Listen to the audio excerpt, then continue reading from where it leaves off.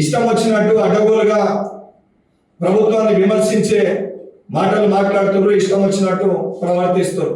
నిజంగా భారతీయ జనతా పార్టీ నాయకులకు కూడా నేను చెప్తున్నా, ఈరోజు అహ్మదాబాద్ కానీ పూణే కానీ మెట్రో విస్తరణకి వాళ్ళకి అనుమతులు ఇచ్చారు, వాళ్ళకి నిధులు కేటాయించారు. నిజంగా మీకు బాధ్యత ఉంటే, తెలంగాణ రాష్ట్రం పట్ల మీకు చిత్తశుద్ధి ఉంటే, తెలంగాణ రాష్ట్రానికి రావాల్సిన నిధులని తీసుకొని వచ్చి తెలంగాణ రాష్ట్ర అభివృద్ధి కోసం మీరు కృషి చేసి, తెలంగాణ రాష్ట్రానికి మేము ఈ డెవలప్మెంట్ చేసినామని చెప్పి మీరు చూపించి, తర్వాత మీరు ఈ మాటలని మాట్లాడాలి. అవన్నీ చేయకుండా 11 ఏళ్ళుగా కేంద్రంలో అధికారంలో ఉండి ఈ దొంగ డ్రామాలు, దొంగ నాటకాలు ఆడితే రేపు పొద్దున మీ పరిస్థితి కూడా కనీసం మొన్న మిమ్మల్ని ప్రజలు నమ్మి ఒక 8 గెలిపించారు. ఇదే వ్యవహారంగా మీరు ఇదే రకంగా మాట్లాడి మీరు బీఆర్ఎస్ ములాఖతే ఒకవైపు వాళ్ళు తిడతాం, ఒకవైపు మీరు తిట్టండి, ఇద్దరం కలిసి తిడితే ఒకరు మీ ఇష్యూ పైన మాట్లాడతాం, ఒకరు మా ఇష్యూ పైన మాట్లాడతామని చెప్పి ఈటల రాజేందర్, హరీష్ రావు గారు లోపాయిగా ఒప్పందం చేసుకొని మాట్లాడుతున్నట్టు మీరు మాట్లాడితే రేపు పొద్దున ప్రజలు మీకు కూడా వాళ్ళకి గుండు సున్నా ఏ రకంగా ఇచ్చారో రేపు పొద్దున స్థానిక సంస్థ ఎన్నికల్లో కూడా ప్రజలు మీకు అదే రకంగా గుండు సున్నా ఇచ్చే పరిస్థితి కూడా ఏర్పడుతుందని చెప్పి భారతీయ జనతా పార్టీ నాయకులను హెచ్చరిస్తున్నా. ఈ ఫోన్ ట్యాపింగ్ విషయంలో నేను సిట్ అధికారులు కూడా విజ్ఞప్తి చేస్తున్నా. అసలు ఎవరి ఫోన్లు ట్యాప్ అయినాయి, ఎక్కడెక్కడ ట్యాప్ అయినాయి, దానికి సంబంధించి ఏ డేటా ఉంది, అవన్నీ కూడా తెలంగాణ సమాజం ముందు బయటపెట్టి ఈ యొక్క నీచుల చరిత్ర బండారాన్ని ప్రజల ముందు పెడితే ప్రజలే తగిన గుణపాఠం వాళ్ళకి చెప్పే పరిస్థితి ఉంటుంది. అసలు విషయాలన్నీ కూడా వాళ్ళని బయట పెట్టాలి. తప్పనిసరిగా దీంట్లో పాల్పడ్డ ప్రతి వ్యక్తిని కూడా కఠినంగా శిక్షించాలి.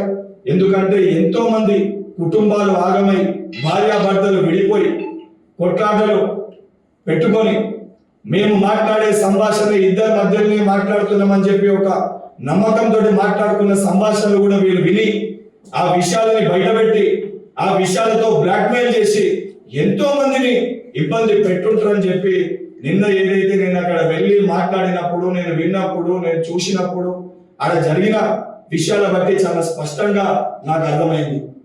సో ఇటువంటి ఏది కూడా ఎవరు కూడా ఇటువంటి చర్యలు పాల్పడడానికి మాకేం సంబంధము, చేసిర్రు అని అంటే చేసినోని చేయించినోని గుడ్డలు కూడా తీసి సమాజం ముందు నిలబెడితేనే రేపు పొద్దున ఇటువంటి చర్యలు ఎవడన్నా పాల్పడాలన్నా, ఇటువంటి చర్యలు చేస్తే వీరికి పట్టిన గతే మాకు కూడా పడుతుందని చెప్పి ప్రతి ఒక్కరి ఒంట్లో భయం కలిగించాల్సిన బాధ్యత ప్రభుత్వం పైన ఉంది. తప్పనిసరిగా ప్రభుత్వం ఆ రకంగా వ్యవహరిస్తుంది, ముఖ్యమంత్రి గారు ఆ విధంగా చర్యలు తీసుకుంటారని సంపూర్ణ విశ్వాసం, నమ్మకం నాకుంది. కవిత గారు కేవలము వాళ్ళ నాయన కాలేదో నేను గవర్నమెంట్ ని తిడుతున్నా అని చెప్పాలి తనేదో చూపించుకొని తన ఎగ్జిస్టెన్స్ కోసం తను మాట్లాడుతుంది తప్ప నిజంగా తనకి బాధ్యత ఉంది అంటే సమాజం పట్ల అంత మానవతా కోణంతో ఇప్పుడు ఆ రికార్డింగ్ చేసిన దాంట్లో అన్ని సామాజిక వర్గాలు, అన్ని కులాల వారు ఉన్నారు, అందరూ ఇబ్బంది పడ్డోళ్ళు ఉన్నారు. అందులో జర్నలిస్టులు ఉన్నారు, ఎస్సీ ఎస్టీ బీసీ అన్ని సామాజిక వర్గానికి సంబంధించిన వాళ్ళు ఉన్నారు.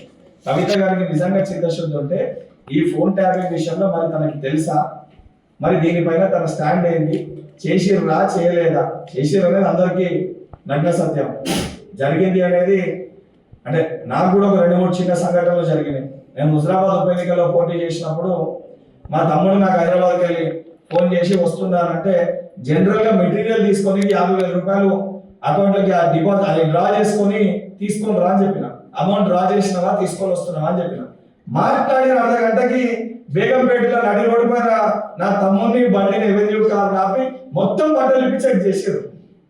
దొరికిన 50,000 రూపాయలే. ఇవన్నీ వాస్తవాలు జరిగినాయి. మాట్లాడిన అర్ధ గంటకి ఎట్లా తెలుస్తుంది?